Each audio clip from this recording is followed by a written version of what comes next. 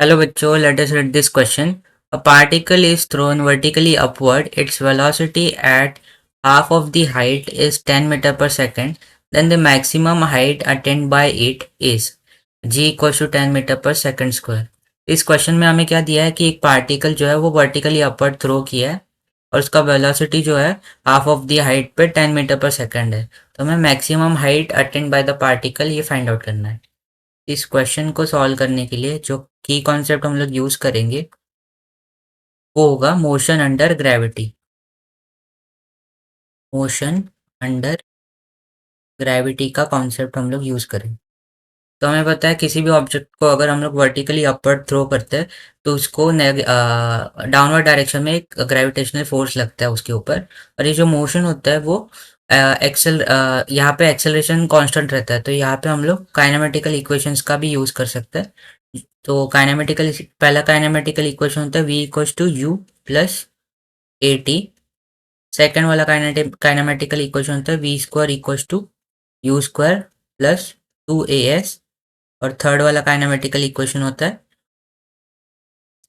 S equals to u T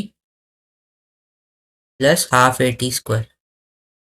जहाँ पे v जो है वो फाइनल वेलोसिटी होता है, u इनिशियल वेलोसिटी होता है, a एक्सेलरेशन है, t टाइम होता है और s जो है वो हमारा डिस्प्लेसमेंट होता है। तो अगर क्वेश्चन की बात करें तो हमें क्या दिया है कि एक ऑब्जेक्ट जो है उसको हम लोग ने वर्टिकली अपवर्ड डायरेक्शन में थ्रो किया है पार्टिकल को, और ये जो है कहीं एक हाइट, तो हम लोग अज्यूम करते हैं कि ये कई हाइट, तो ये जो टोटल हाइट है वो हम लोग अज्यूम करते हैं कि ये टोटल हाइट हमारा 2h के इक्वल है। तो यहाँ से हम लोग ने पार्टिकल को थ्रो किया अपवर्ड डायरेक्शन में ये।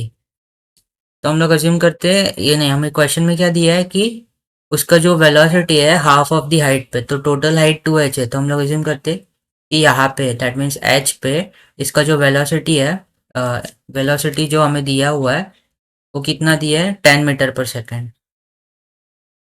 और हमें पता है जब ये ऊपर आ जाएगा पार्टिकल तो इसका फाइनल वेलोसिटी कितना होगा, जीरो।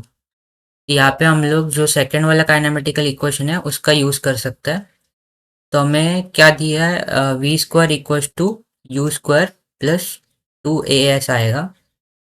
तो यहाँ पे यू वी जो है वो जीरो है, तो ये हो जाएगा यू स्क्वायर जो कि है 10 का स्क्वायर प्लस 2।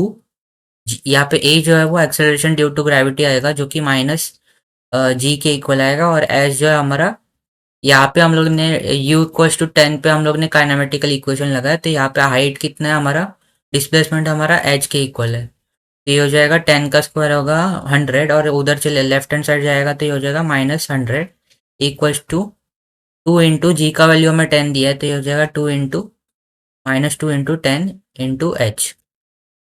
यहाँ से हम लोग h का वैल्यू अगर निकाले तो ये हो जाएगा -100 डिवाइडेड बाय माइनस का 20। तो माइनस माइनस कैंसिल हो जाएगा, 20 से 100 को कैंसिल करें तो 5 मीटर मिलेगा हमें।